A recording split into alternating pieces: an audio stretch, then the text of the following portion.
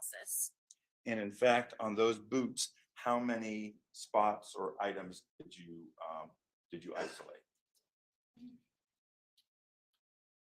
I took 8 different swabs from the boot, but only sent a few on for the first round of DNA testing. Why did you take so many from one item?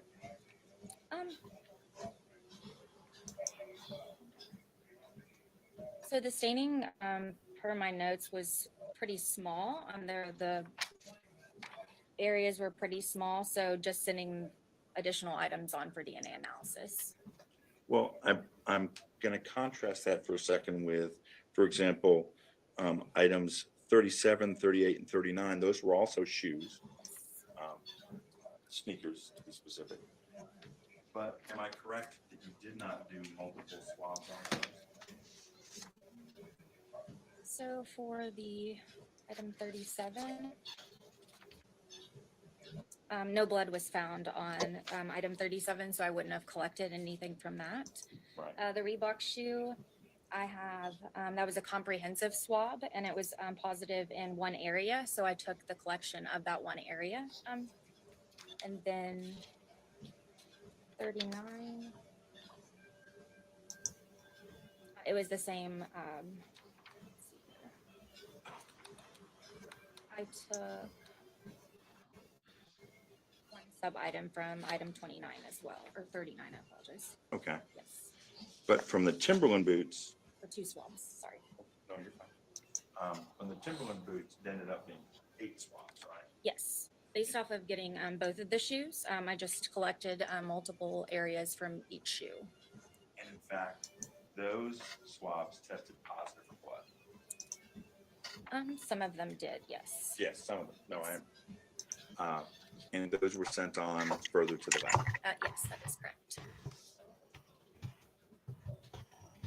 And when you get things from the field, you have information, they're sealed, Yes. and you have information, the chain of custody is what Yes. I'm going to call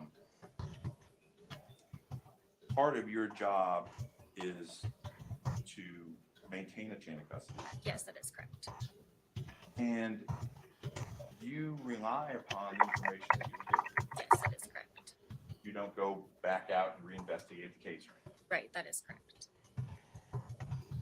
So when you're doing your work, your results are based upon, in part, the information that you received from the field. Yeah, it could be location, but the testing is performed based off of our training and procedures at the laboratory. So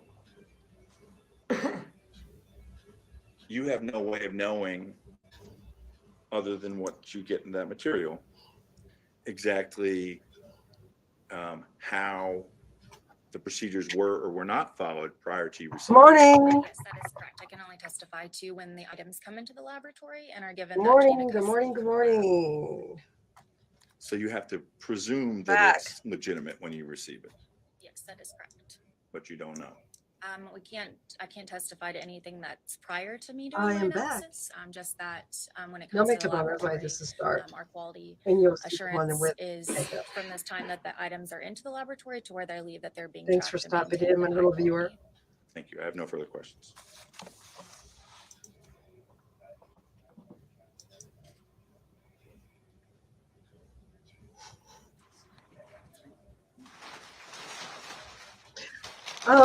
I put on the description below what this case is all about.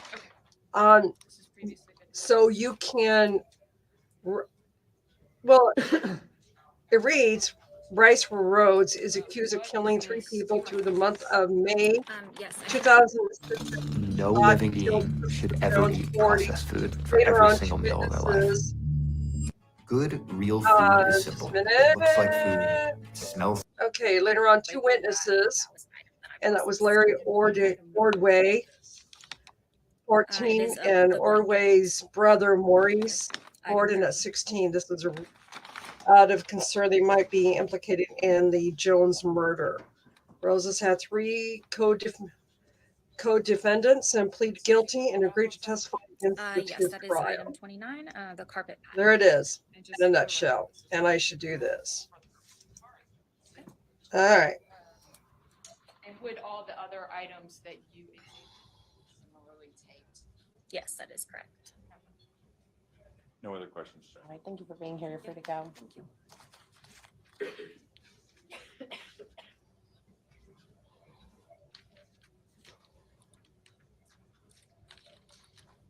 Almost next witness. The Commonwealth Clause Stephen Barrett.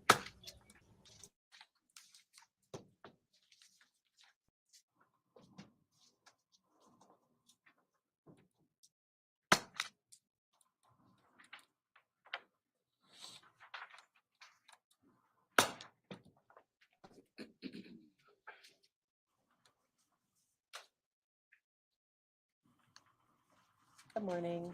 Have you raised your right hand? Do you swear to tell the truth and the whole truth? Thank you. You may have a seat.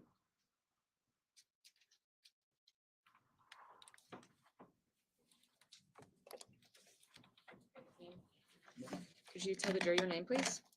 My name is Stephen Barrett. Where do you work? I work at the Kentucky State Police Central Forensic Laboratory in Frankfort, Kentucky. What is your position there? My current position is Forensic Laboratory Supervisor, though at the time of processing this case, I was a Forensic Scientist Specialist too. And what training, education and further training did you have for that position? I have a bachelor's degree in biology from Western Kentucky University. And then upon being hired at the laboratory, I underwent serology and DNA training. Did you analyze items in this case? I did. And did you receive those from Lauren McCann, who just testified? Lauren McCann placed the items into our temporary evidence cooler, and then I took them from there. And are the items tracked through the lab to make sure they are secure? They are. So I would like to go through these items. Did you receive a number of blood standards and buccal standards I did. to compare against each item? I did. Did you analyze the left-hand fingernail scrapings from Larry Ordway? Yes. And what did you conclude?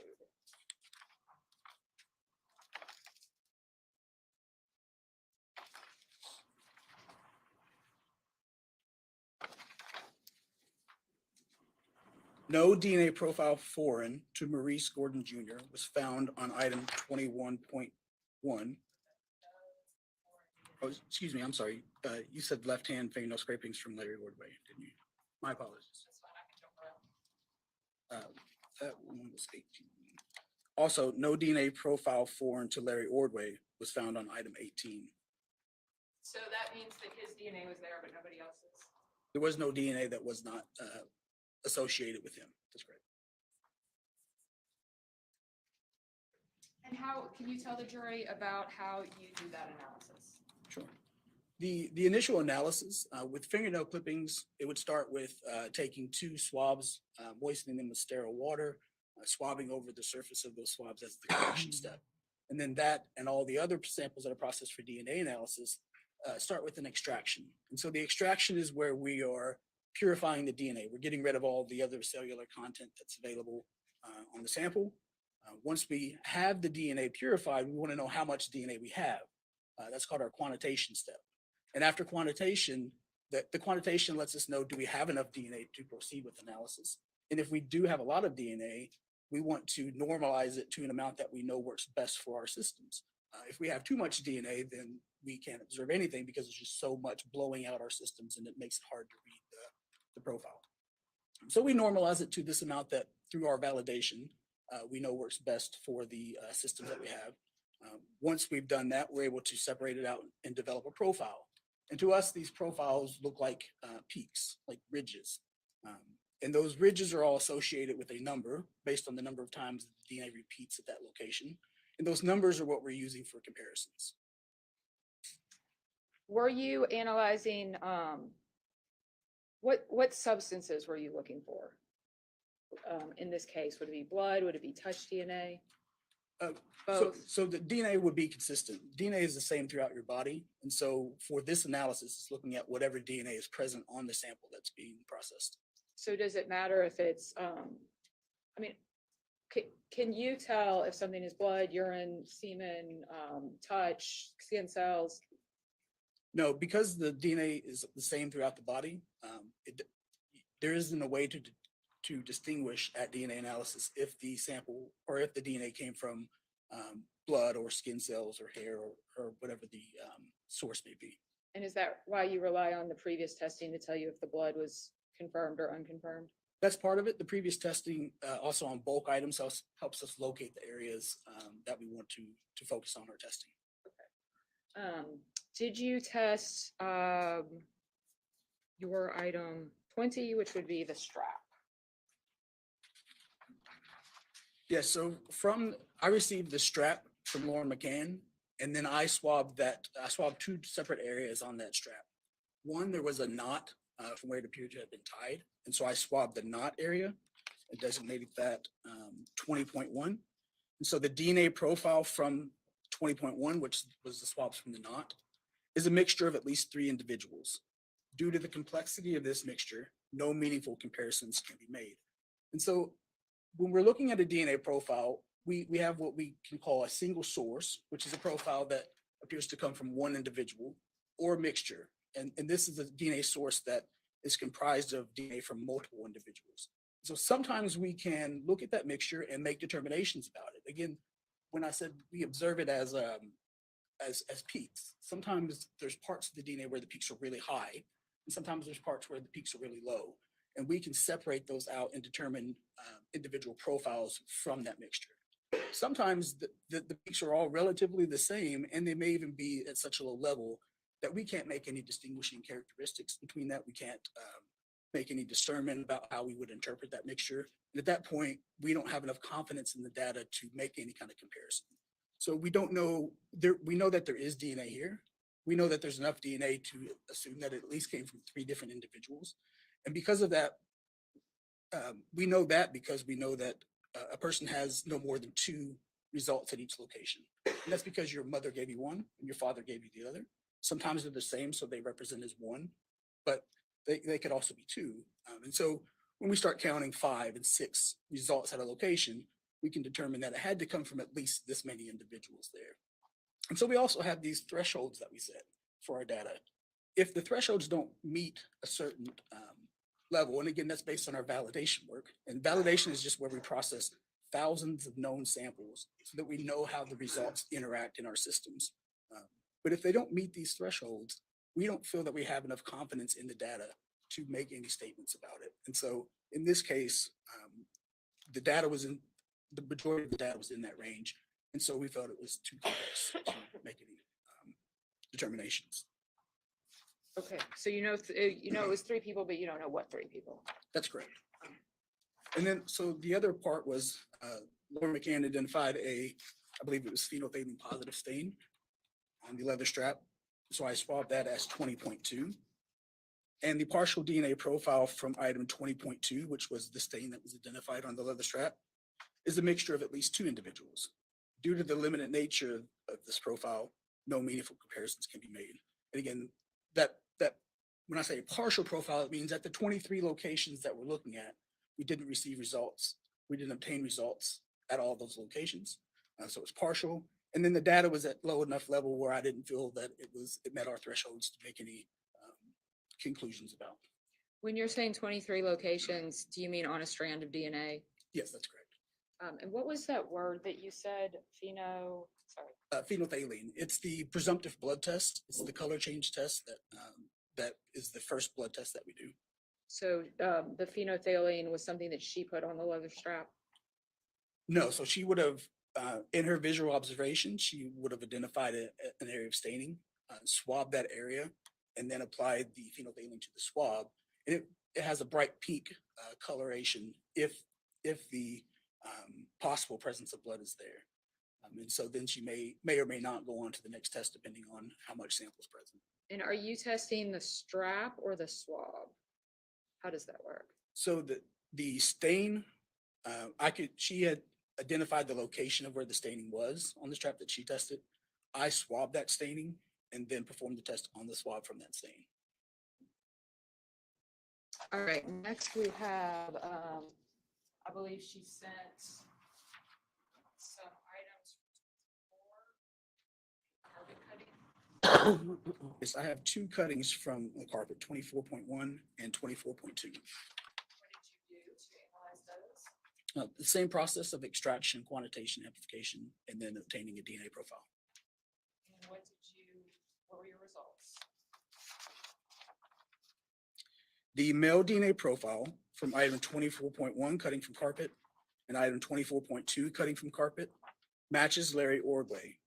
The estimated frequency of this profile is one person in 590 octillion random unrelated individuals based on the relevant United States populations.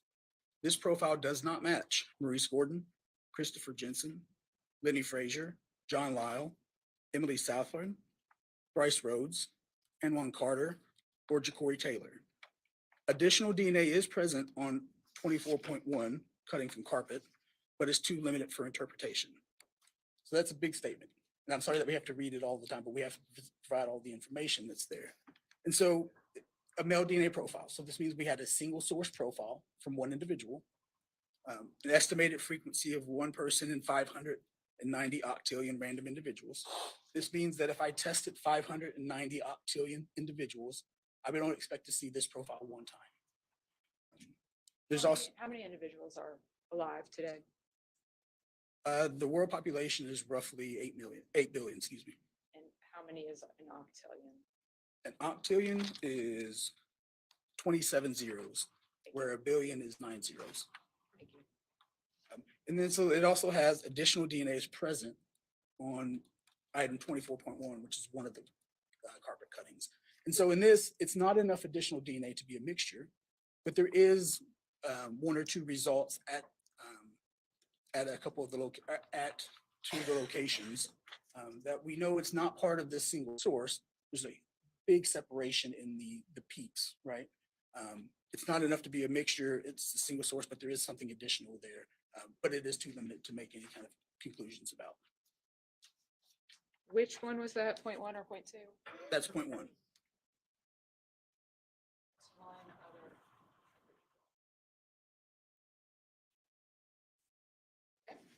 Then you had the carpet padding, which would be item 64, 28, sorry.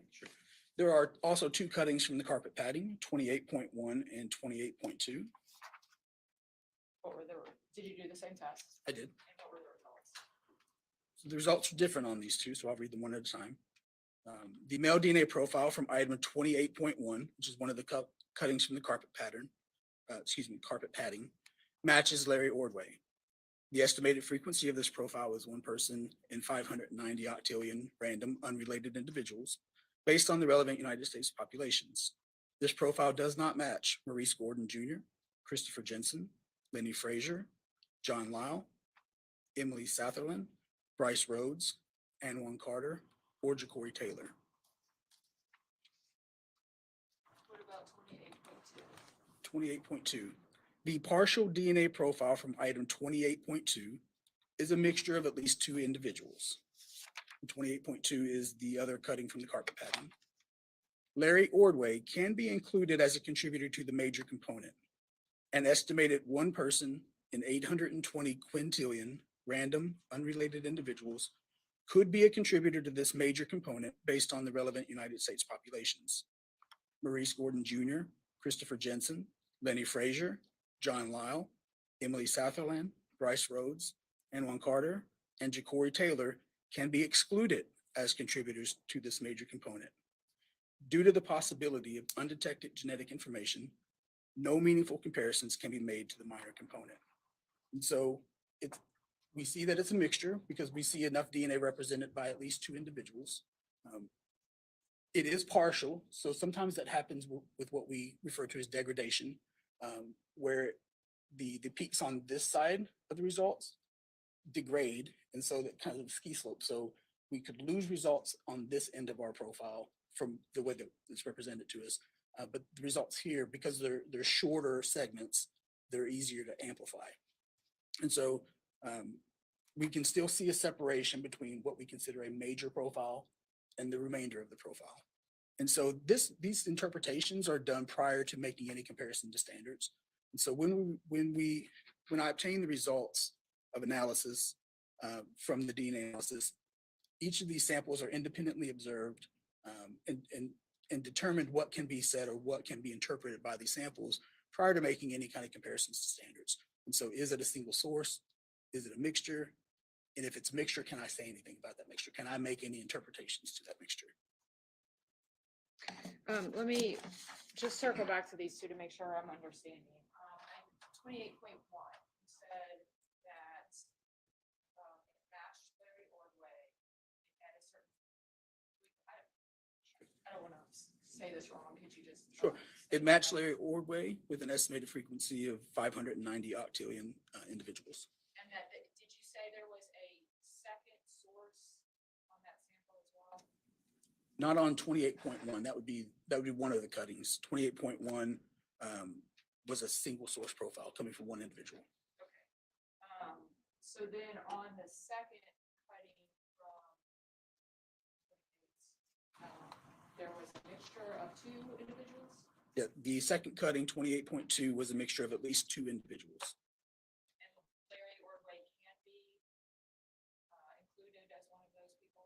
Larry Ordway can be included as the major contributor with an estimated frequency of one person in 820 quintillion. And you listed some people that couldn't be included. Is that for the major computer? That's correct. That's only to the major component. The minor component didn't meet our thresholds to be able to make any interpretations to. So it could be one of those other people or it could be somebody else. No comparisons were made to any of those standards, and no comparisons could be made to that part of the mixture. So we couldn't determine if anyone was or was not included to the minor component. Okay, I believe you also tested item 67, a blanket. Is that correct? Yes, there were two. Good morning. From the AC item 67, which was our. Thanks for laboratory item stopping 30. by. And those are 30.1. Sorry, no and makeup on 30.2. today. Oh, well, we're here. It was. Just an impromptu. Whoever popped. The male DNA Hello, profile good from items morning. 30.1 and 30.2, which are cuttings from blanket, matches Maurice Gordon Jr. The estimated frequency of this profile is one person in 920 nonillion random, unrelated individuals based on the relevant United States populations. This profile does not match Larry Ordway, Christopher Jensen, Lenny Frazier, John Lyle, Emily Satherland, Brice Rhodes, and Juan Carter, or Ja'Cory Taylor. How many zeros are in a nonillion? There are 30 zeros in a nonillion. And is that more than a billion? It is. And were, in that case, was that a single source or a mixture? Hi, Both of Brock. those were Have you been single source following this profiles. case? If so, that's I believe great. you were also sent, You can give me some insight, let's see, input. the Yesterday I carpets, did see cuttings, 75. the other guy testifying. It was really quite interesting. Yes, I did receive one carpet Thanks. cutting. I'm so glad you're agency here. item Everything's number well. 75, or Fine. laboratory item 34. Need a little break. Um, Hello, whoever jumped in. Here we are, guys. No results I'm a were little obtained behind, from item so if anybody has 34.4, which was the anything they want to contribute, cutting of large. that's pieces. great. You know me. Uh, We're all in this together, aren't we? There could be multiple reasons. It may have been too limited in quantity. But yesterday for us was to, interesting. Observe or detect. It may be Saying the so least. degraded, like we talked about before, to where the quality of the DNA is not sufficient to be detected. Here I am, no makeup. But you know at what? the DNA I'm step, confident to there know that wasn't- I don't need it there to weren't be with any my results that friends. were detected. Hello. Did you Wait, analyze a number makeup. of swabs from The makeup different means? parts of a Mazda? You know me. I'm crazy. Although I don't have the You indication. don't know it's a Mazda. Sorry. Did you analyze swabs of a gear shift, an interior rear driver side door handle, a driver's seat back near the headrest? I did. Oh, thank And you, also- Four different Rocky. car swabs? Thanks. Yes, swabs from your steering wheel as well. Yeah, Okay, well, you when know, Is this I the same type of just went on test? here It is. impromptu. I decided to see who would The pop partial on. DNA profile from item 41, swabs from steering I wheel, like a small group. is a people mixture of at least talk 3 and individuals. have a good time. Brice Rhodes can be included as a contributor. There's to one the thing I major don't want. component. in this An chat is estimated somebody one person body in slamming. 110 quintillion Don't like it. random, Making fun of unrelated people. Don't individuals like it. could be a contributor to this major You can component make fun of people, based on the but relevant good United States taste. How's that? populations. Larry Ordway, And Maurice I Gordon tried Jr., to Christopher Jensen, Lenny Frazier, John Lyle, restrain if Emily you're Southland, not guilty, but in and this one case, Carter, I and don't know. Ja'Cory Taylor I'm even guilty. can be excluded as contributors to the major component But be respectful. due to the possibility of undetected I mean, genetic you know, information. comment on their No demeanor. meaningful but comparisons can be must be made to the minor respectful. component. like you can comment on What the about defendant. swabs from He looks your- creepy. You can say that. It's free speech. The DNA profile from item 42, I just say body slam. swabs of gear shift, is a mixture of at least 3 Body shaming, individuals. I mean. Brice Rhodes can be included as a contributor what? to the major component. Whoever popped in, An good morning. estimated one person, We're back. 4.6 octillion random, unrelated individuals could be a contributor to this major component based on the relevant United States populations. All right, I'll shut up. Let's listen. Larry Ordway, Maurice Gordon Jr., Christopher Jensen, Lenny Frazier, John Lyle, Emily Southland, and Juan Carter, and Ja'Cory Taylor can be excluded as contributors to the major component. Due to the possibility of undetected genetic information, no meaningful comparisons can be made to the minor component. What about swabs? These guys were super young when they were killed. It's a very sad story, as I recall. The partial male DNA profile from item 44, swabs of the interior rear driver's side door handle, is too limited for meaningful comparisons. He's Brice Rhodes is accused of killing 3 people throughout the month of May in 2016. And Rhodes allegedly shot I and have killed 48 Christopher Jones, driver's seat. and he was back. 40. Then he later killed 2 witnesses, Larry Ordway, The partial DNA profile he was from only item 14 years old, 48, and swabs of driver's brother seat back near Maurice the Gordon headrest, at 16. is a mixture of at least 2 Out of individuals. concern, Due to the Rhodes limited interviewed nature of this profile, no meaningful comparisons can be made. and credible witnesses to the whole entire case, which is sad. I don't believe I have that sample for analysis. Anyway, sorry, I didn't mean to talk over. I just wanted to quickly Did you also test the Timberland? do a quick summary. I did test boots. I don't have the information of what brand. Item 51, yes, So right now on Stan is a DNA witness, that's correct. which I find DNA quite interesting. Okay, so there are 3 sets of swabs taken from the boots.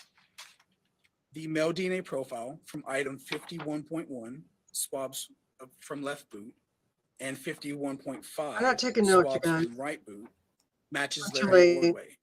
The estimated frequency Right. of this profile is 1 person in 590 octillion random unrelated individuals based on the relevant United States populations. This profile does not match Maurice Gordon Jr., Christopher Jensen, Lenny Frazier, John Lyle, Emily Southland, Brice Rhodes, and Juan Carter, or Ja'Cory Taylor. Additional DNA is present on item 51.5, swabs from right boot, but is too limited for interpretation. What about 51.2? The male DNA profile from item 51.2, swabs from left boot, matches Maurice Gordon Jr. The estimated frequency of this profile is 1 person in 929 million random unrelated individuals based on the relevant United States populations. This profile does not match Lori Ordway, Christopher Jensen, Yes, Lenny it is Frazier, amazing what they John can do Lyle, with DNA. Emily Southland, Brice Rhodes, You know, they and didn't Juan have Carter, DNA back or when I Ja'Cory was Taylor. really young. And When was your report? these cases are complete coming and up made again available because of to DNA, OMPD? and they're finding out This who report, really excuse me, actually did this the report crime. was So completed and made available you could do it for 30 years October later and 23rd touch of them. It's 2017. interesting. And prior to that, Amazing. was it reviewed in I'll some shut up. way? This guy's interesting. What is y'all's process for review?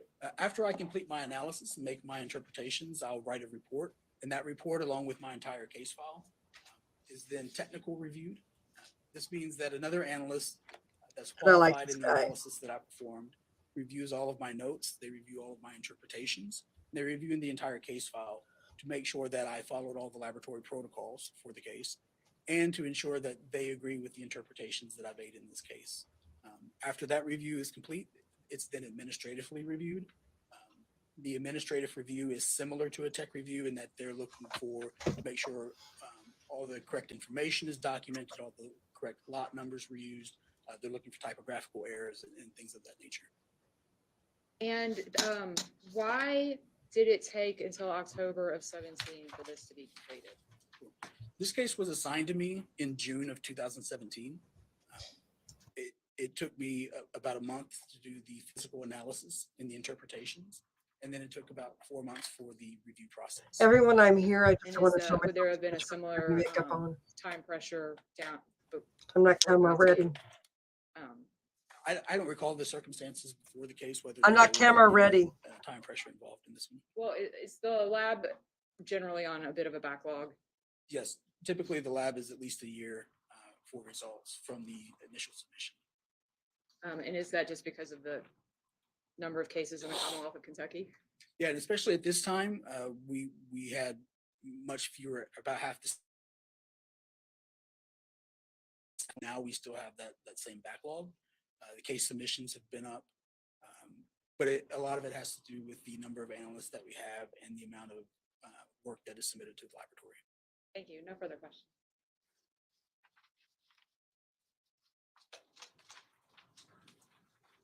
Good morning. There were about 27 items submitted to you for this DNA analysis, correct? I believe that's roughly correct. And so you conducted the DNA analysis on roughly 18 of the items against 9 DNA standards. Is that fair to say? Yes. And of the 18 items that you conducted that DNA analysis on, only 2 items came back as a positive DNA match to Brice Rhodes.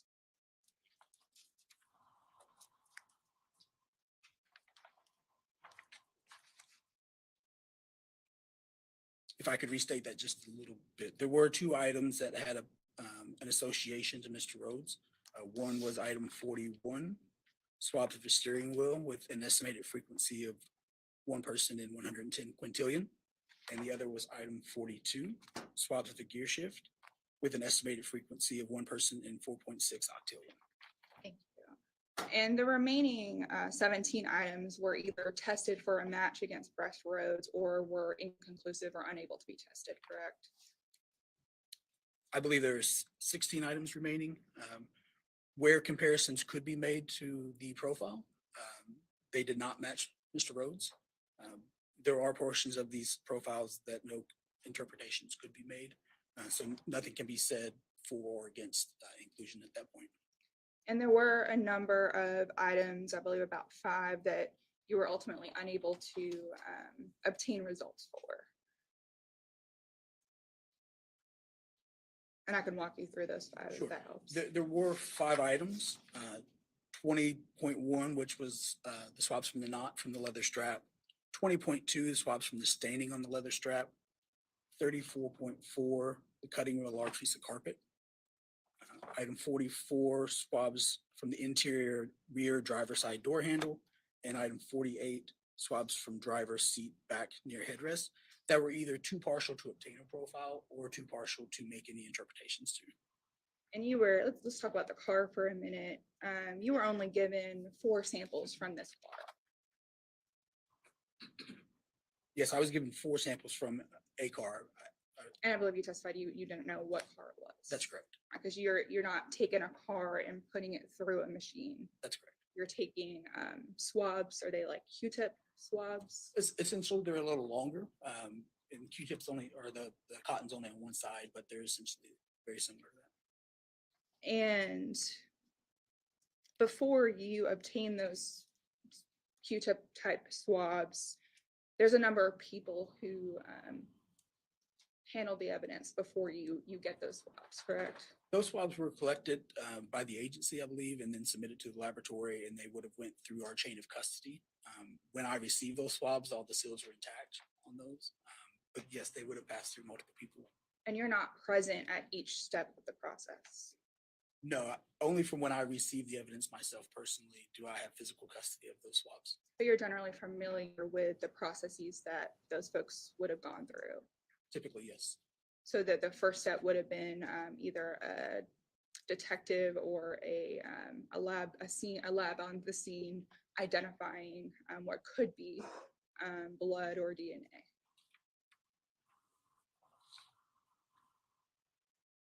My understanding is that they do have individuals that collect those samples. I don't know if they determine at that point whether it's blood or through any analysis. It may just be through visual observation. So it could be visual observation, or there's a luminal test that they could do with a spray, They could, although I'm not aware of their actual procedures.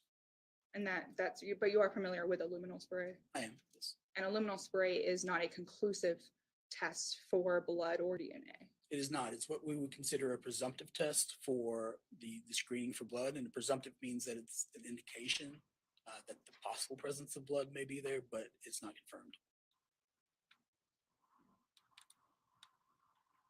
And so you only tested 4 samples from this vehicle. That's correct. So there could have been more swabs, but you only handled these 4. That's correct. And these 2, the item 44 from the interior rear driver's side door handle, that one was, the DNA profile was too limited to compare. That's correct. And then the item 48, the driver's seat back near the headrest, it was a mixture of 2 individuals, but again, it was too limited and you couldn't compare it to your standards. Yes, that's correct. 3 of the samples that you analyzed, I believe, were fingernail scrapings or clippings. Yes, 2 fingernail scrapings from Larry Ordway and 1 fingernail clipping from Maurice Gordon Jr. And the only DNA match, and I apologize if I'm using the wrong word, that was found from Larry Ordway's sample was his own. Yeah, no DNA profile foreign to Larry Ordway was found on the scrapings from the left hand or the right hand of Larry Ordway. And then the only DNA found from Maurice Gordon on his sample was his own. That's correct. No DNA foreign to Maurice Gordon Jr. was found on the right hand fingernail clippings from Maurice Gordon Jr. And then there were 3 samples from these Timberland boots, 51.1, 51.2, and 51.5. Yes, that's correct. And I believe you told us that you don't have the full boot. These are swabs. Yeah, these were swabs that would have been collected by Lauren McCann and then sent on for DNA analysis. And the only DNA that was conclusive on these boots were Larry Ordway and Maurice Gordon, correct? 2 of the samples, 51.1 and 51.5, which was a swab from the left boot and the right boot respectively, matched Larry Ordway with an estimated frequency of 1 person in 590 octillion. And the other sample, 51.2, swab from the left boot, matched Maurice Gordon Jr. with an estimated frequency of 1 person in 920 nonillion. And all 3 of these samples were compared to the 9 books that you compared them against, correct? Yes, that's correct. All 3 of these samples were compared to all the standards that we had available. And there was no match to those profiles. It did not match any other individuals. That's correct. Let's go back to the car for a minute. You weren't asked to test any additional samples or items in this case at perhaps a later time. I was not. And there was no car seat that was submitted to you in evidence to test. No physical car seat was given to you to test. Not to me, no. And the only car seat samples that were submitted to you and tested by you were the ones we've just discussed: the driver's seat back near the headrest, the door handle, the steering wheel, and the clutch. Yes, that's correct. We have, yes, the gear shift. And you did not conduct DNA analysis on any samples taken from the floorboard of the car No, I did not. or from a back seat of the car. I did not. And all of the items that you ultimately conducted DNA analysis on were brought to your lab by someone else. Yes, the items themselves were submitted to the laboratory by It'll be interesting the how Louisville Metro, the defense, Louisville Metro Police Crime Scene Unit. what And questions you have you yourself didn't asked? collect any of these items. The only items that I collected were items 20.1 and Defense 20.2, which were attorney the is swabs that I aggressive, took from the leather strap, one in from my the knot opinion. area and one from the stain. If anybody But when watched you're this collecting them yesterday, from that tell me what you feel, strap, you're inside the what you observe. lab, or they've already been brought to your location. And I'm sorry, I did misspeak. I also collected swabs from the right-hand fingernail clippings. But yes, you're right. All those are items that were submitted into the laboratory, and then that collection took place from those items in the laboratory. I did not physically collect any of the items to bring them to the laboratory. Maybe I shouldn't have said that And you because I was want like in the to, middle so of you weren't this. I'm physically assuming there this at is any the of the scenes state. when Does these anybody items were know? collected. Correct me, please, Do if you have I'm a wrong. computer video of the collection of these videos, of these items? And you have to rely on I'm assuming, I a think lab it is, number but or hey, you know, notes can to know where assume. they come from. I want to give Yes, we out received some a information to submission my form that audience. has some general information about where items were collected from. At times, we may need additional Like, be information from the accurate as agency, and we'll make possible. contact for that. But in this case, we did not, or I did not, excuse me. So you yourself personally, you have no personal knowledge of how any of the DNA or blood gets onto the items that you are testing. That's correct. And you don't know how long that potential DNA has been on the item. I do not. And you don't know if any swab of blood is from, say, a paper cut or another injury. I would not. You don't know if it comes from someone's saliva from coughing. We, not in this case, no, I don't believe any saliva testing was performed. So that the quality of any sample is going to depend upon a lot of people before it gets to you. The quality is certainly depends on a lot of people and a lot of the conditions that the evidence may have been subjected to. When and how was it deposited? Has it been on an item for an amount of time that leads to, it's been through heat, it's been through bacterial growth. Those things affect the DNA quality of the sample. Who collected it, how they collected it, how it's been handled, how it's been stored. So there are lots of factors that could impact the evidence prior to being received at the laboratory. And you yourself have no personal knowledge of who committed these crimes. I do not. Thank you. If something is burned, does that impact quality of the item for your analysis? It certainly can. Heat does not play nice with. Okay, I was wrong, totally wrong. The defense is on the, So it can. is It just depends on questioning. how long Sorry, it was exposed to I and double how hot check. the source was. What Darn, about if something but I is did. burned, say, I know from I feel bleach? stupid.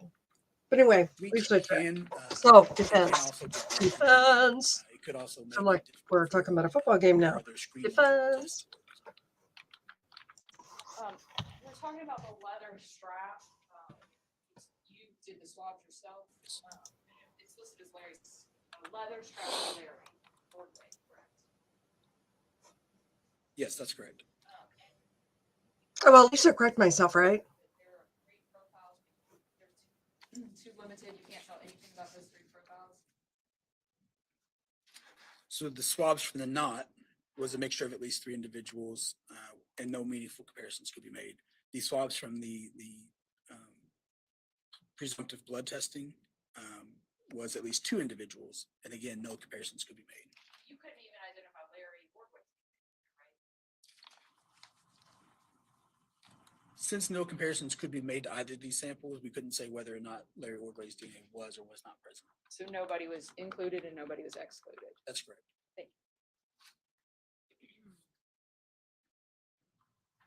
Nothing else? Okay, thank you.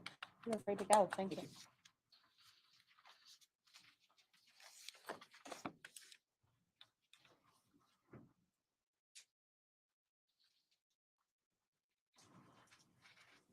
Next witness for the Commonwealth? Yes.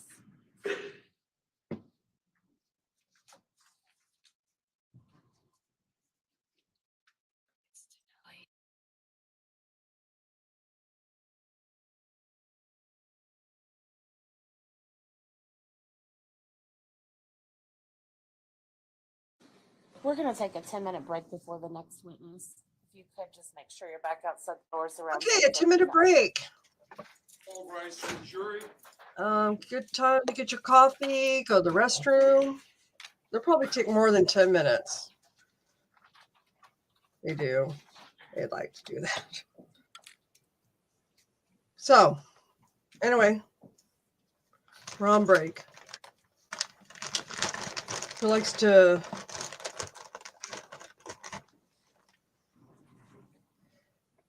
We can elaborate.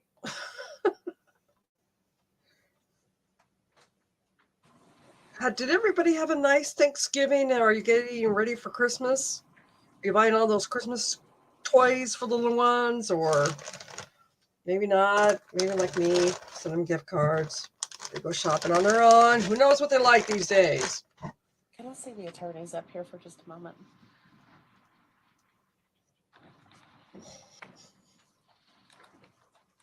So, not a big deal, and I have just ignored it. I like But this judge. someone sends an email to Janelle last night. I'm assuming because, like, if you look me up, our circuit court website has Janelle's contact information. And it says, "Dear Judge, you need to order all people in the courtroom to have no phones," which we have done. You also need to stop long contact. What? What?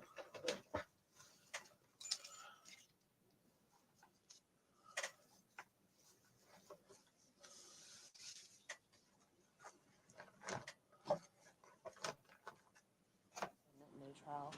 This is not good, Judge, at all. Make law and crime leave the courtroom. Death threats are being said in the chat room of the trial being covered by law and crime. I'm just conveying it to you. We are ignoring it. I haven't been looking at any. I do not. I do not believe that any jury. What is going on? Putting it up there so you'll know about it. Oh my gosh. You asked them this morning. Yeah, yeah. They all said no problem. And the only people that should have a cell phone in the courtroom are attorneys. Oh no. Oh my gosh. Drama. Come in. Come in, guys. Let's come in. Drama. Drama in the courtroom. Which John was here. You have a heyday over this one. I invited him, by the way. Oh my gosh. Drama in the courtroom. Wow.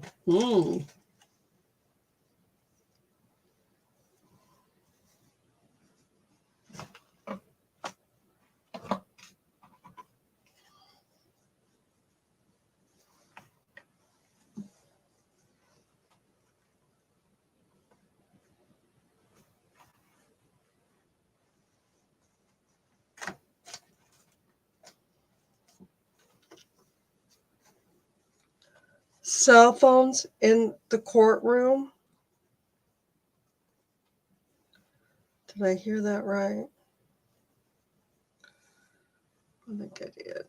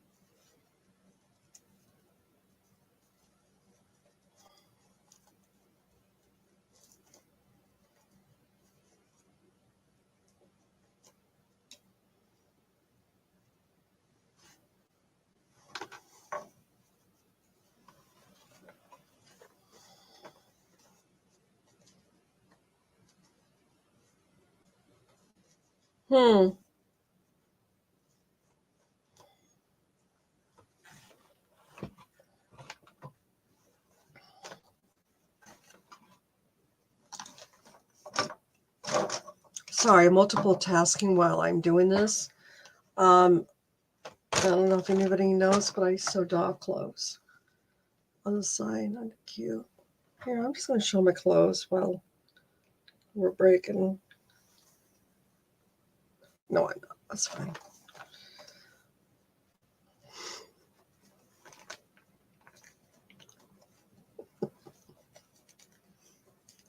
All right. I'm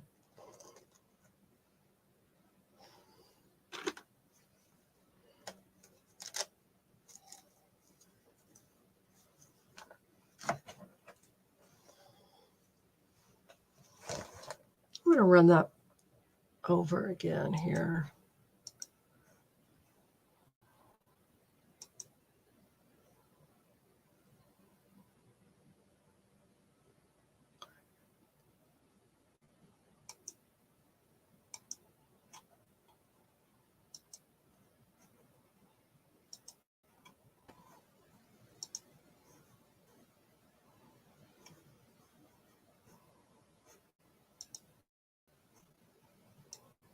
Make sure you're back outside the doors around 10:55. All Brice to the jury.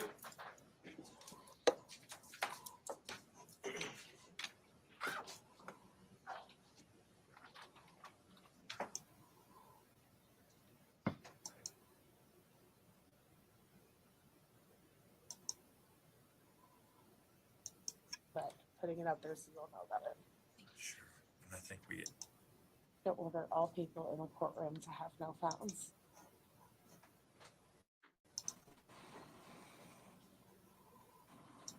Oh, thank you. Yeah, I loved it so. Yeah, Can I see the attorneys up here for just a it's moment? fun. We should have a live stream what everybody's working on, and they can talk about what they're doing, other than just. Not a big deal, and I have just. Okay, ignored here it. we're gonna listen to this. Okay, But Rocky. someone sends an email to Janelle last night. I'm assuming because, like, if you look me up, our circuit court website has Janelle's contact information, and it says, "Dear Judge, you need to order all people in the courtroom to have no phones." Which we have done. You also need to stop law and crime from covering Brice.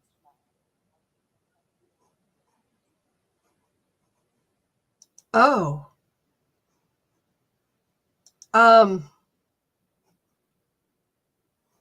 Interesting. New trial. This is not good, Judge, at all. Make law and crime leave the courtroom. Death threats are being said in the chat room of the trial being covered by law and crime. I'm just conveying it to you while you're ignoring it. I haven't been looking at any of that, Judge. I do not. I do not believe that any jurors are in there commenting, but putting it up there so you'll know about it. Sure. And I think you asked them this morning. Yeah, they all said no problem. And the only people that should have a cell phone in the courtroom are attorneys or law enforcement.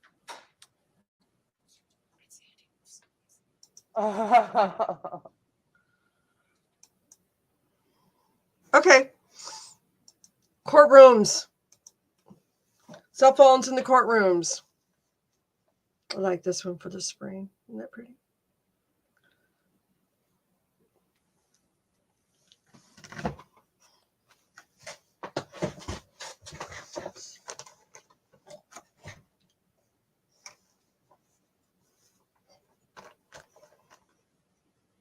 Okay. I'll put my court face on instead of my Barbie.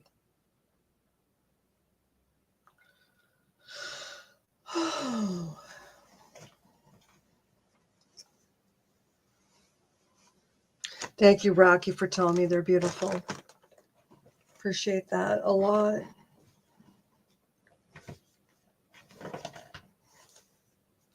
Just going through them.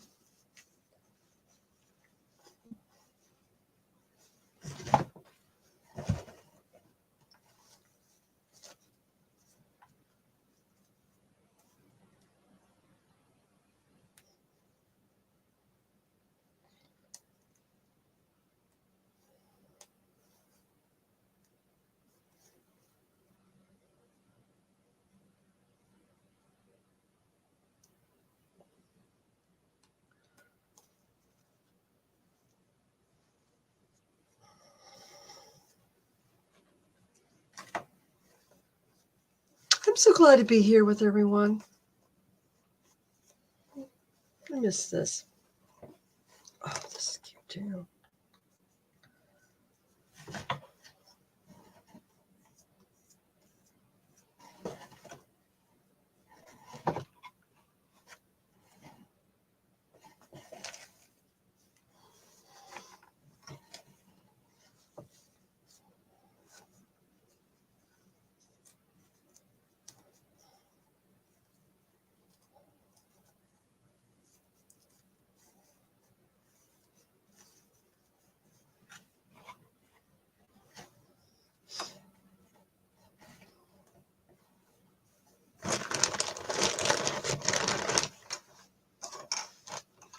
Oh, look at him. Oh, gosh, he looks so creepy.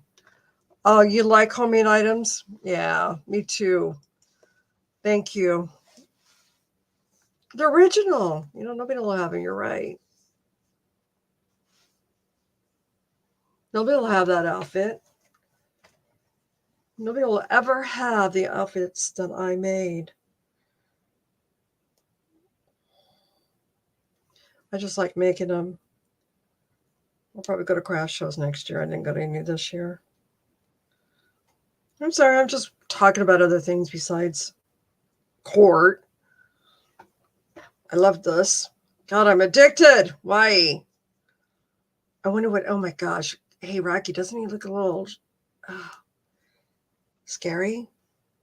I bet he intimidated those guys to kill him. Did you hear the witness yesterday? I should have kept it, but I don't know what happened. I just got weird. I don't know. So I just got on and something happened.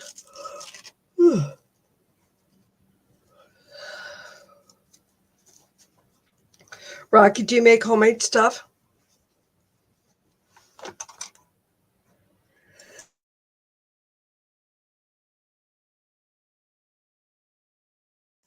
Sorry, I had to sneeze. I don't mute it.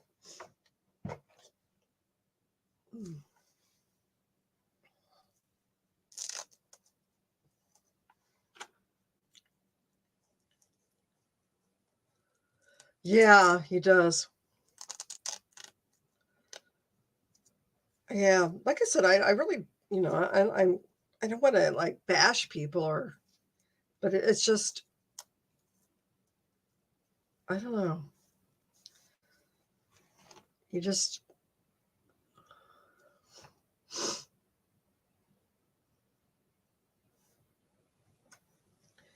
I can see how he could look intimidating, or how he could be intimidating to some people.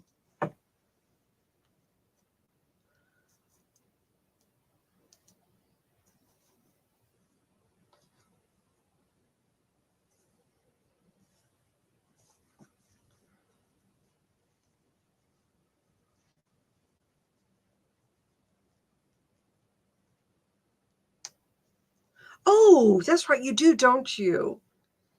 Cool. I do a little quilting at church, and I also love to crochet. I crochet dog clothes. What are you working on? Anything for Christmas? Yeah. I like to know what people do besides watching this. Are you crocheting now while you're watching? Because sometimes I do that a lot. I do. Oh, speaking of crocheting, this is what I crocheted, this dress. I need to put snaps on it. You know what? Since you're interested in where I want to go on here, we're just gonna brag. I wish you could send pictures of what you're doing on here. Can you do that? Or yeah, we should do that sometime. We should just go on and everybody talks about what they like to do. Just a live stream, getting to know each other. We don't have to. Oh, baby hats. Volunteer. Oh, Valentine. Yep. We got to do that too, don't we? Christmas is just almost over with. I cannot stop making Christmas dresses. I can't. I don't know. I'm in the mood this year for some reason. But yes, Valentine's Day, baby. Yes. Oh, treat bags. I'm going to put chocolate in there. Here, I think this Barbie will be the model. There you go. She's wearing my crochet dress. Yeah, I wish you could show me stuff too. Treat bags. Maybe I should do that for the grandkids in Florida and send treat bags. Oh, you just gave me an idea. Send them to my brother and his wife. They would love it. They would. All right, I gotta stop this camera because I had to sneeze.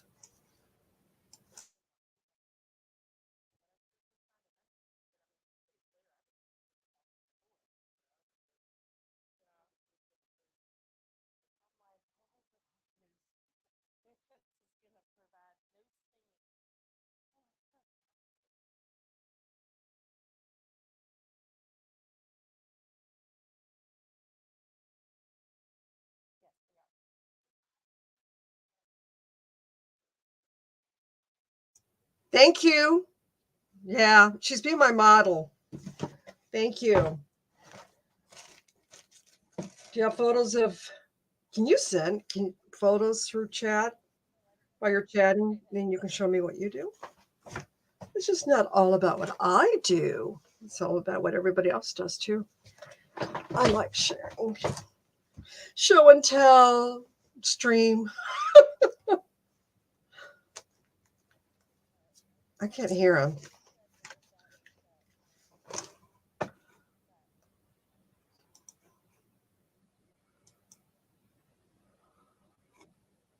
Oh, sorry. I had to update this. Oh, you don't think you can? Oh. Well, you could talk about what you're doing, I suppose. What colors? Okay, we'll just talk about the baby hats and what colors are they, or baby hats. There's a fundraiser out there where you can make baby hats and donate them. I can't remember the name of it right off the top of my head.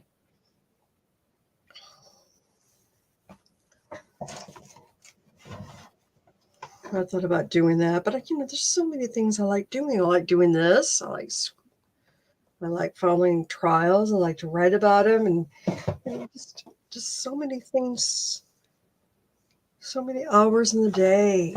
Not so many. When I get tired and have to go to bed.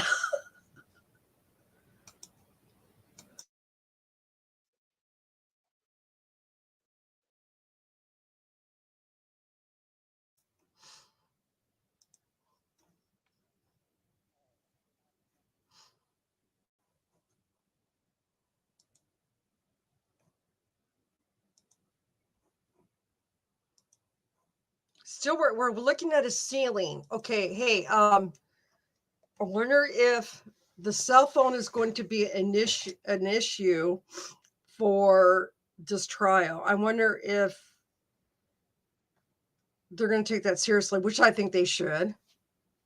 Anybody that suspect have a cell phone in courtrooms, I think that's a very serious thing.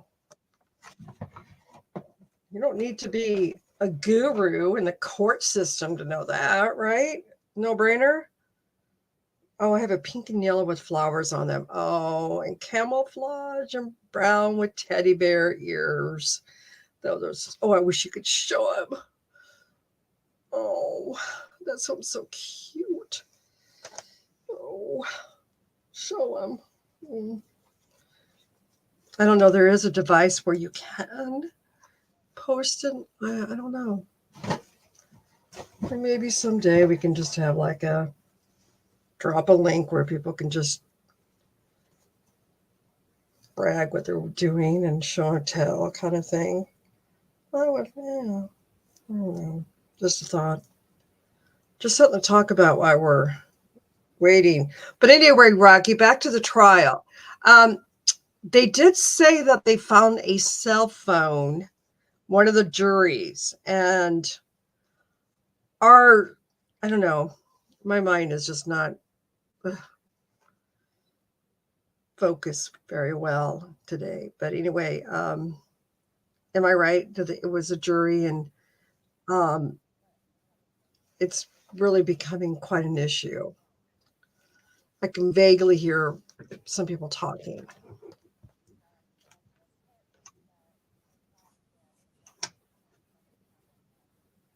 Let me see if I can hear anything.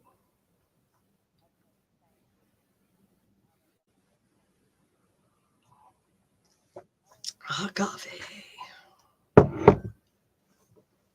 Pink and purple. I like pink and purple. Let's see.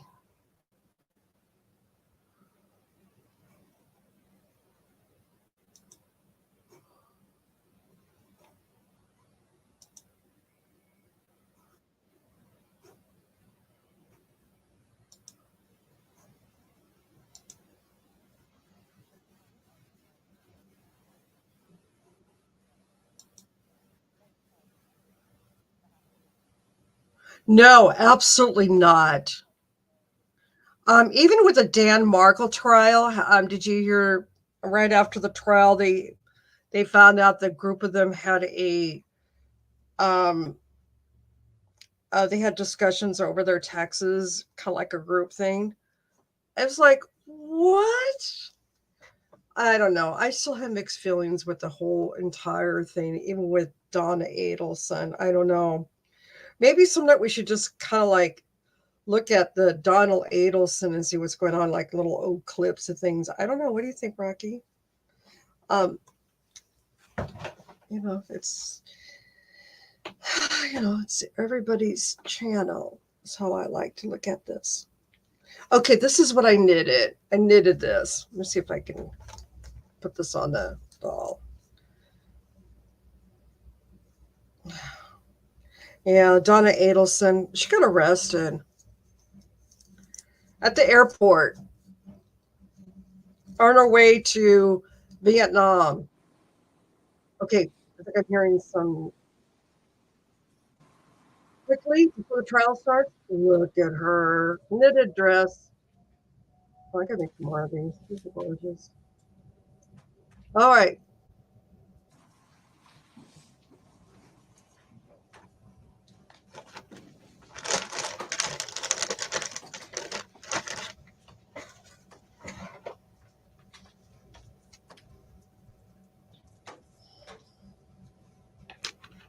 Yeah.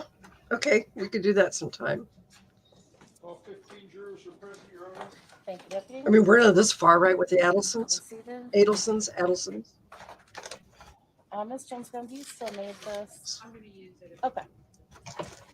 All right, anybody have anything they need to report? And if it's just us, who cares? Your next witness? We'll be like, Police Detective Aaron Skelly. oh, I didn't make this one, but it's cute. All right, trial time. Put away the doll. Antonelli, when you are ready, I'll have you raise your hand. Do you swear to tell the truth and the whole truth? Thank you.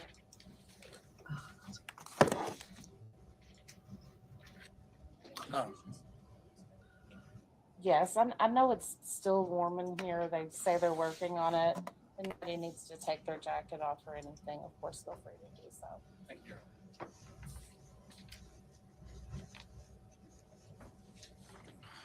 Please introduce yourself to the jury. Detective Aaron Tinelli. Tinelli, Tinelli. Detective.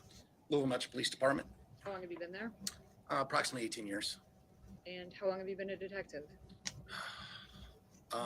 Approximately 12 to 13 years.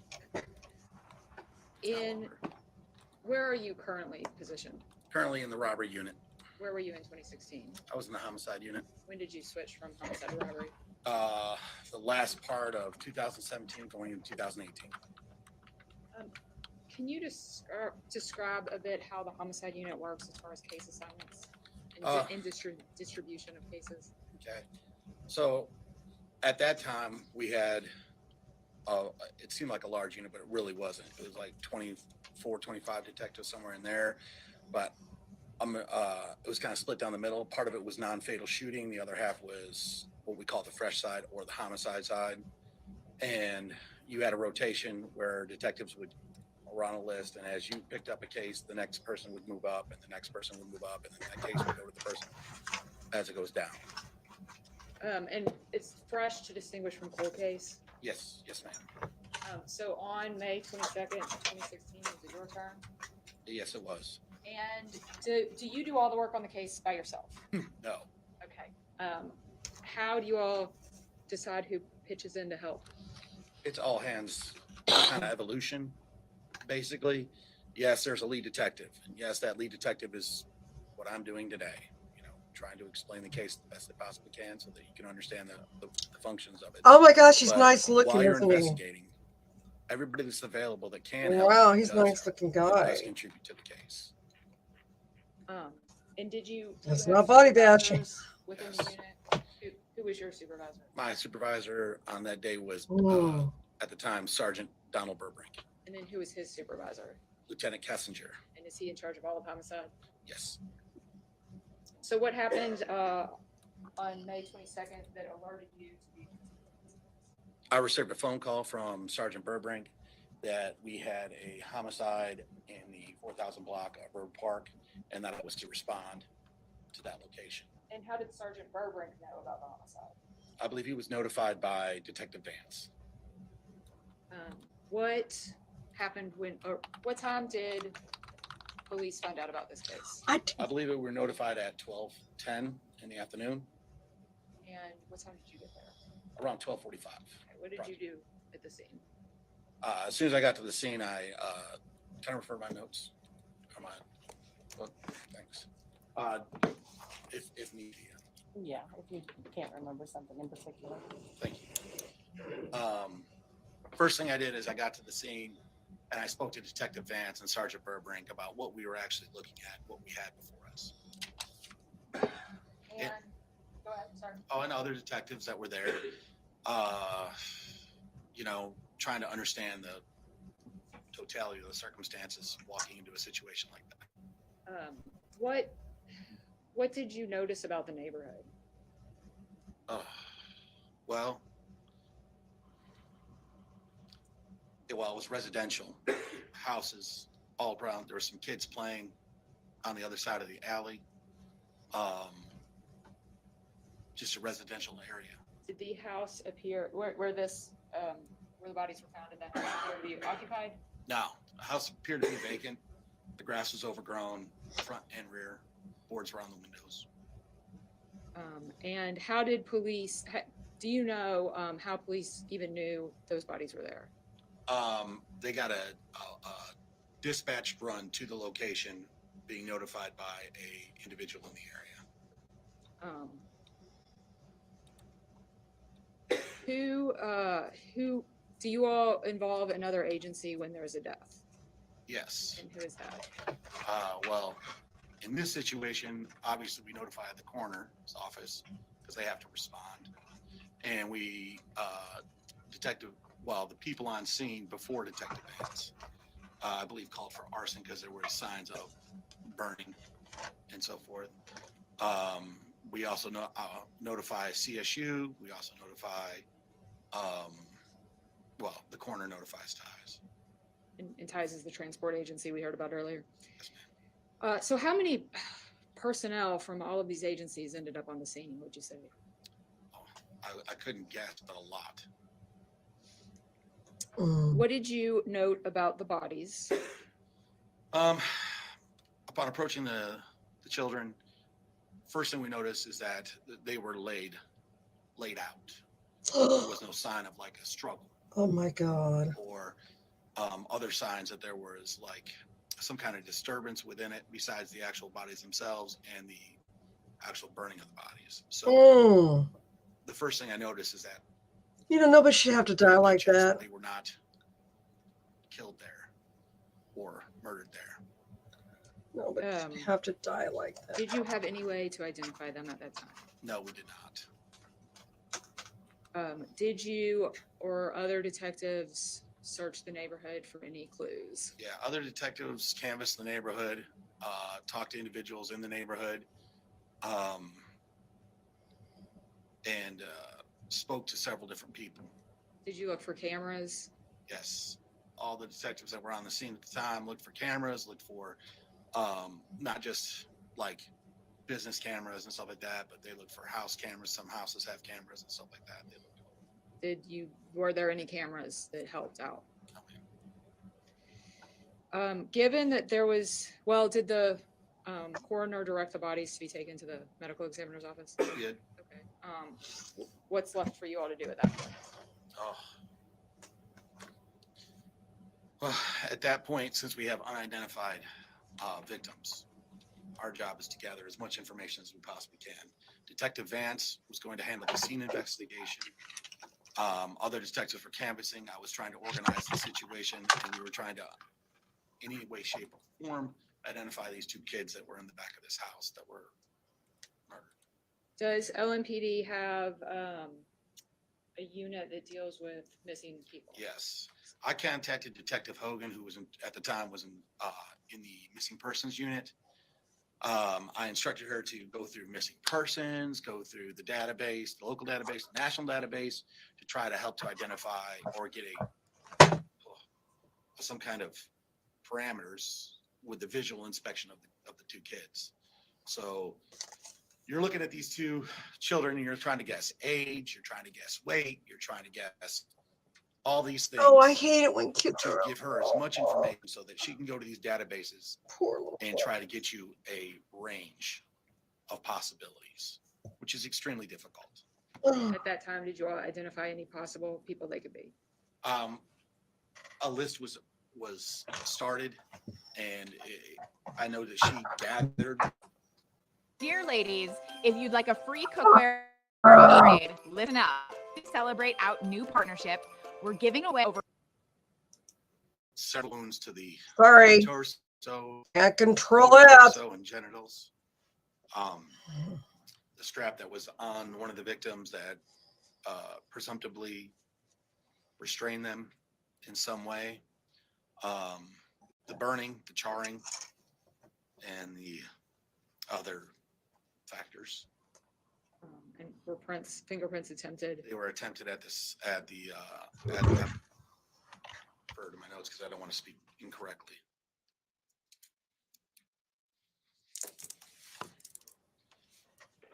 I believe fingerprints were attempted at the scene and again at the autopsy only because the fingers were charred so badly. So I do not want to misspeak about that, but I believe it was attempted at both locations. Okay. Did you come up with another idea for identifying them? Yes. So anytime you have a child that's been, there's the possibility of them being fingerprinted is it's minute. So I came up with the idea that we would contact one of our CSU techs that was also a forensic artist. That's CSU tech Aaron Wright. And I asked her if she could do a rendering of the two kids so that if we had to put that on the news or someplace else to have the community help us identify these kids, that we could use them. She agreed, and we took photographs of the kids as they were, and she began her renderings. Why couldn't you just put the photographs on the news? Nobody needs to see that on the news. That's your child. To see that for the first time would be, yeah, I'm a dad. That would be devastating. I couldn't do that. Were the sketches put? Oh, what a hard job this man has. In any leads? Yes, actually did. Excuse me. The next day, the 24th, we gathered together in the office to come up with because we still hadn't identified the bodies. And we came up with a game plan. And one of the things that came up with was the fact that we had gotten a tip from Olmsted Middle School that the assistant principal thought she knew who the kids were from the renderings that we had placed on the news. So with that being said, she gave Detective Spaulding the information, And Detective Spalding went to the school, and me and Sergeant Burbrink went to the location that was given to her by the assistant principal at the school.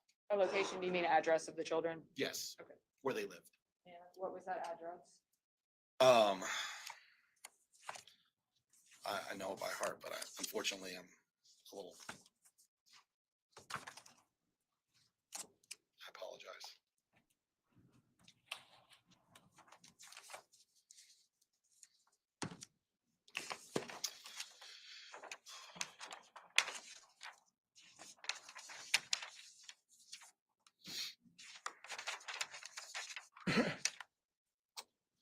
(4817) Cliff Ave.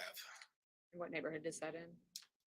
It's next to Iroquois and next to the south end of Louisville.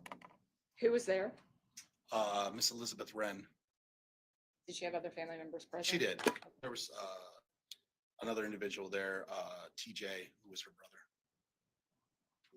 brother. Did you show her the sketches? And Sergeant Burbrink went up to the mother, started to ask her relative questions without having to show her the picture of her dead children. I'm sorry, did you say it was her brother that was there with I her? believe it was her brother, yes, TJ Wren. I'm sorry for interrupting.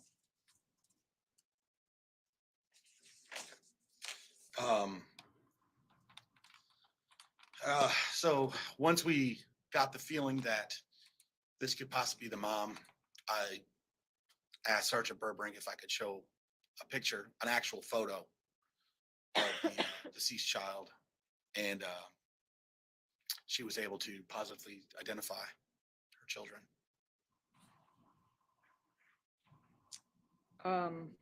Did you interview her? Yes, They are, and at the station eventually? yes, And did you all interview TJ? yes. Did you gather enough information that led you to the next step? Yes.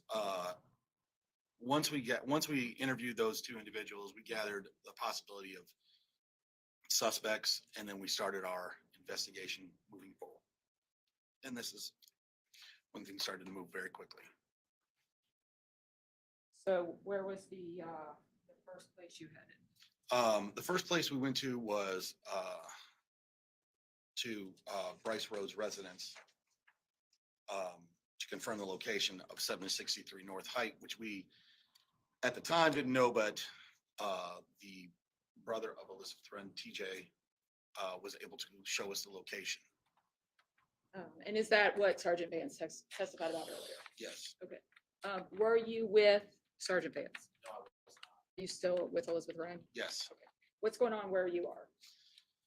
Okay, so where we're at, we're trying to gather as much information as we can. We're also did a consent search of the location to see if there's any possible evidence located at the house.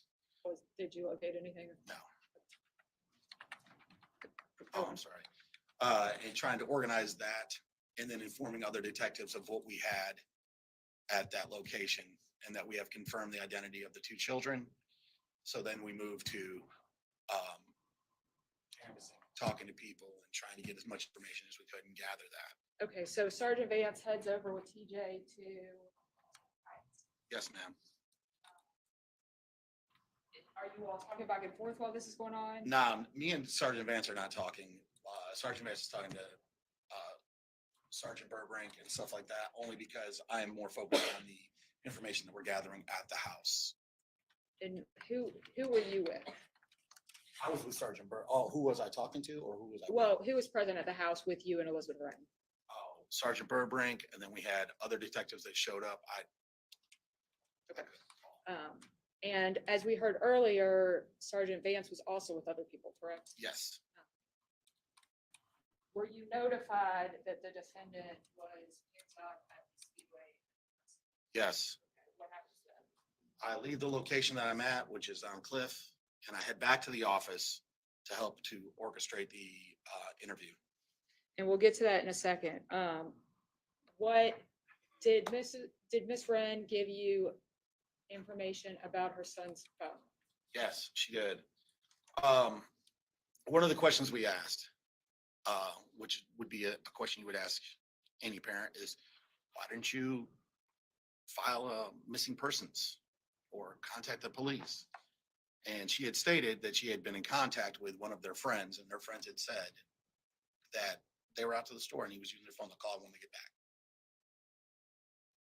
And that information led us to other and more, another part of the investigation. Did she provide you with a phone number? She did. And were you able to do anything with that phone number? Yes, we were able to take that phone, considering the information that we had from the house and the fact that a relative time frame of when the kids were last there. We took that phone number and we used that phone number and the assistance of the U.S. Marshals to start pinging that phone and finding out where its location was. Did the marshals figure that out? They did. And is that what Sergeant Vance testified to about going to the location and finding the phone with Mr. Carter? Yes. Did you know what car the defendant was stopped in? Yes. And how did that lead in? What did you investigate there with the car? Well, the black Dodge Charger was what he was stopped in. That information led us to holding that vehicle and using it and searching it and trying to gather evidence from it. And did you know initially whether that was his car or not? Not initially. Once we ran it and we understood that it was a rental, then we took that information, found out who the rental party was, and then we passed that information on to other detectives, and they located that individual, Mr. Christopher Jensen. And is that what Detective Rutherford testified about the direction he took on the case? Yes, ma'am.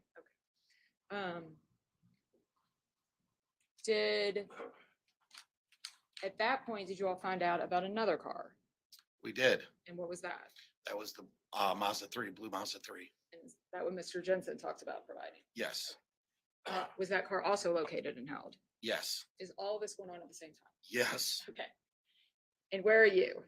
Now I am back at the office because we have got Mr. Rhodes in custody, and I am preparing to go forward with that part of the investigation. So did you interview him? Yes.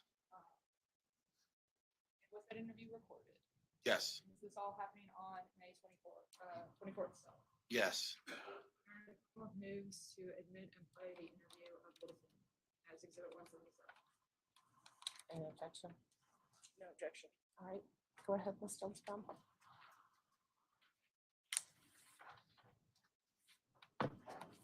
Well, here's the thing, man. We are looking for 2 missing kids. And we don't know, we heard that you might know where they might be.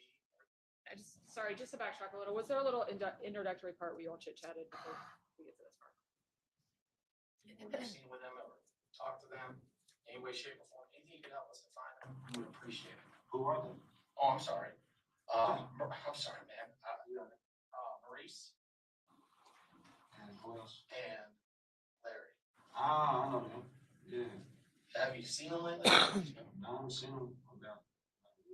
You haven't seen them in a week? Yeah. And try to the best you can, because we're trying to track these kids down. When was the last time that you remember seeing them, where was it? Probably at Circle K or Rad down Taylor. Like I see them like because I got a girl that stays in the South area, and I might see them out playing basketball and stuff like that. Circle K on Taylor? Yeah, kind of by Circle K. And I know, like, we're trying to throw this on you, like, all of a sudden, like, ballpark time when that was. Probably around 4 or 5 o'clock. What day is that? Probably like, what's the day? Today's Tuesday. Probably around last Tuesday, to be honest. Tuesday to Wednesday. Not trying to lie. Probably Tuesday, Wednesday. And we're talking 4 or 5 p.m. Yeah. Tuesday or Wednesday. Nice. Yeah, I always see like a bunch of them walk through the neighborhood because everybody goes to Wyandotte Park, right? Plays basketball. So everybody knows each other. Do you play ball? Yeah, I play. Everybody's always at the park, so everybody, people games, or that's how people kind of know each other. Everybody's always around the neighborhood and stuff. It's high out. You close to these kids at all? Like cool. We play basketball. I'm cool with a lot of people. Man, where do you think they may go? Where would you think that they possibly could do you know any friends To that be they? honest, outside of that, I mean, you know, everybody's cool, but I don't know. It's like everybody's cool. It's like damn near 50 to 100 people. Everybody's cool. Like people hang with different. One day, me and you might hang and play basketball. Next day, I might not see you for a week, and you know, like I don't know. Well, let me ask you this: how tight were you with? Did you hang out with them on a regular basis? That was cool. Yeah, we hung out different times. You know, different times.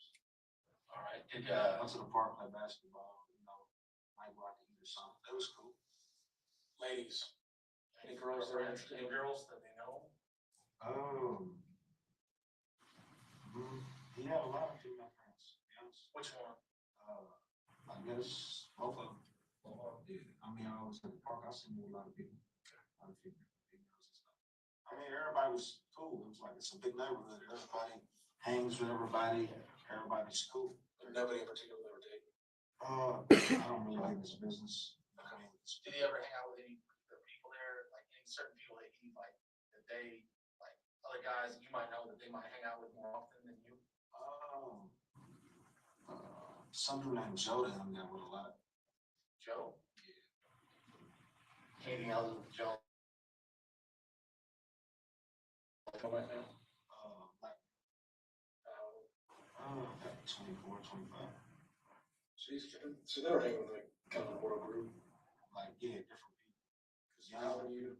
I'm 25. Does Joe drive a car? No, I just hear him always be like, I'm with Joe or this or that. I never really ask questions. Like, people don't really get people's business. That's like you fuck with a girl. Oh, what she look like? Not that why. You know, who you with? You know, I don't really ask questions. I got you. Have you ever seen? Do you know Joe at all? Nah. Good morning. Not tight with him at all. No, I don't really Thanks know for him. joining in. You know, just everybody, just all kind of people. You know, Did they ever talk about going to any other parks? just wind up. No other parks. And that's the only one that does. You know what school they went to or anything like that? You know the family? Yeah, I know the mother. Who's the mother? I used to date the mother, probably like last summer, just to talk to her and stuff. Not date her, but like just kind of like hang out. Yeah, hang out with her, go to the get something to eat or something. But we talk.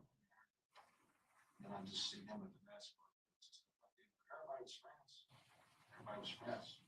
Have you ever been to their house? Have you ever been? Yeah, I've been to their house. Yeah. Because I mean, you hung out with their mom. Yeah, of course. What was the last time? It's on Cliff. What'd you say? What was the last time you were at their house? Probably like Tuesday or something. Tuesday, Wednesday. So around the last time you saw him. Yeah, around last time I saw him. Let me ask you this. Everything cool around life, everything? Any concerns there? I believe their mother's on drugs now. You know, she's an alcoholic and she's on heroin. You know, so that's not cool. That's the only thing I know of. And I know they always like they're never home. They always run away. Not run away, but like they're never home. Every time I see them out, I could be riding down Taylor or early in the morning and we got to do like one drive school, nothing like that. That's as far as I know. I don't really go over like that. So did you, has anybody said anything about him, anything like that from the neighborhood? Actually, TJ, he texts my phone today. Their uncle. Yeah. Talking about, he's like, somebody that they're dead or something like that. And I'm like, I text him, like, are you joking? You know what I'm saying? He never texted me back. No, actually, he's like, I'm like, are you joking? Like, then I called him, he didn't answer. I'm thinking, like, I don't know, did they run away or like what happened? I'm trying to call him, figure out what's going on. Yeah, we're still trying to figure it out. We're still I trying. don't know. I tried to get in touch with him. I couldn't. He didn't ever call me back. Did you, have you, I mean, rack your brain, man. Is there anybody that they would hang out with that you would know? They hang out with a lot of people. I mean, on a regular basis. You know, it's not like, you know the difference between a friend, associate and a friend, right? Yeah. Associate is somebody you say hi to. To be honest, they was in a gang, and I don't know. They hung out with different crowds. What gang were they in? I don't really know. I don't really ask them, but I knew they was in people that hung with different type of crowds and things they used to say and stuff like that. basketball courts. There always be fights up there, different people, a lot of drama at the basketball. Right, yeah. Me as an older person, y'all don't do that back here. Talking to all the young kids, all the people too. We come here to play basketball. All that negativity, y'all can take that around the corner somewhere. And there's a police station across the street, So we come here to play basketball. Man, I think you grew up in the area. No, I just. You comfortable on the street. What's that? You're comfortable on the street, like, you're street smart. Right? What's your name? and you don't talk to people about stuff that you don't have that elevation. Like, you can survive on the street, right? Yes. We got games, people are in, kids are like, we're the new clique, but they're not really doing anything. And are they from the people that they were hanging out with, are you getting the impression that this was more serious, or there's a bunch of kids running around like To be honest, I didn't really. I stopped with mom last summer and stuff, and I never really did talk to them. And like as it got hot again, everybody got the basketball court. It's like, oh hey, where y'all been at? You know what I'm saying? Yeah, my mother broke up. We got into an argument, over that she thought I was cheating on her or something like that. But it was nothing serious, or over some money, I think. And that was back last summer. You know what I'm saying? And so I seen them. You know what I'm saying? This summer, everybody's in the basketball. Hey, what you doing? Stuff. They hang with different people and stuff. I don't ever ask who's this and who's that. Where'd you grow up at? I grew up on Market. Down in Market? Yeah. Is that your car? 17. What's that? Is that your car? No, that's actually my friend's car. He just lets me get it. Whenever he's like going to work, he's going different places and stuff. He lets me get it. I didn't know. I was just asking. Is it a rental? I believe so. Hello, good morning. How long have you had the car? I just got it today, actually. Just got it today. Just hanging out. Does it let you use it on a regular basis or no? Good morning. Here and there. So you use that car before? Yeah, here and there. How long you been using it? Just We're getting an apple. a couple times. So the way you say that kind of suggests that, historically borrowed cars from them, has it been different cars? Nah, just that, you might get a rental or something. I'm like, just one here and there. Okay. But you've only been using this car for a week and a half? Not just, probably, so, nah, probably like a month. Both? Yeah. Okay.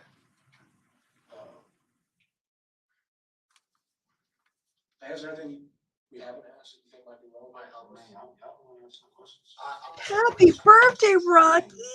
Oh, Questions I'll answer, that's really cool. Thank you so much for stopping in. Oftentimes. Happy birthday. Have a great day. So is there something that we're not asking that? We'll see you soon.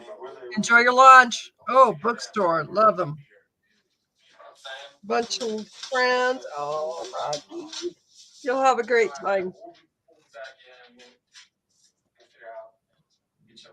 Thank you for supporting my channel. Appreciate it. Thanks, Brice. Appreciate it, man. Yeah. You want water or anything? You should have said it. I'm cool. Thank you. Did y'all leave at that point? Yes. And did you come back a few minutes later with a follow-up question? Yes.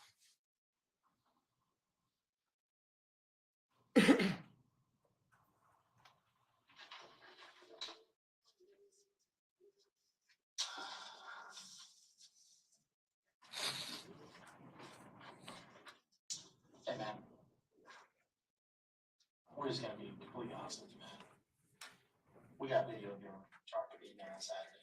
Were you there Saturday? In front of Maurice's house. Okay. Okay, so obviously at this point you knew to do that, right? Yes. Why were you acting like you didn't know that when you were talking to him? We use various investigative techniques to get the individual to tell us things, to get to the truth. Did you have a video of the charger in front of Elizabeth Wren's house? No. After you interviewed him, What did you do? Oh, okay. In this process, once we were done interviewing Mr. Rhodes, at that point, I believe Mr. Anwan Carter was already brought down to the thing, and I switched my attention over to there. Okay. Did you conduct the interview with Mr. Carter? I conducted the very first interview with Mr. Carter, yes. How did that interview initially go? Not well.